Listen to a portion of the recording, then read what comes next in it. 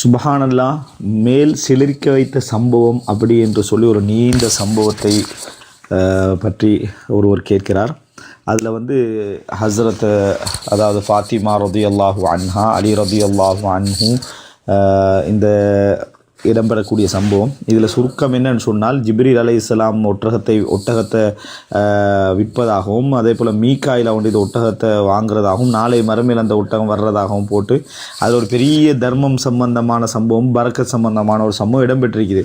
சம்பவத்தில் உள்ள கருத்துக்கள் பெரிய மார்க்கத்துக்கு முரணான ஒரு சப்ஜெக்ட் இல்லாது விட்டாலும் கூட, இது அதாவது சும்மா ஆர்வமூற்றத்துக்கு சொல்லப்படுகின்ற இட்டுக்கட்டப்பட்ட செய்திகள் உண்டு. இட்டுக்கட்டனா இது ஹதீஸ் கிரந்தங்களெல்லாம் இட்டுக்கட்டினதாக காண இயலாது. யாரோ ஒருத்தர் இடையில ஆர்வ மேலீட்டில் இட்டுக்கட்டி இருக்கலாம், அல்லது அலி ரலியல்லாஹு அன்ஹு அவர்கள் மீதுள்ள பற்றில் என்ன செஞ்சிக்கலாம், இட்டுக்கட்டி இருக்கலாம். இது பொய்யான செய்தி, அர்த்தமற்ற பொய்யான ஒரு செய்தி.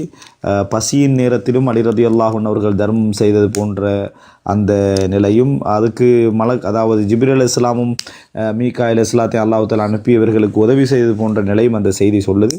இது ஒரு பொய்யான சம்பவம். இதை யாரும் என்ன செய்யக்கூடாது, பரத்தக்கூடாது.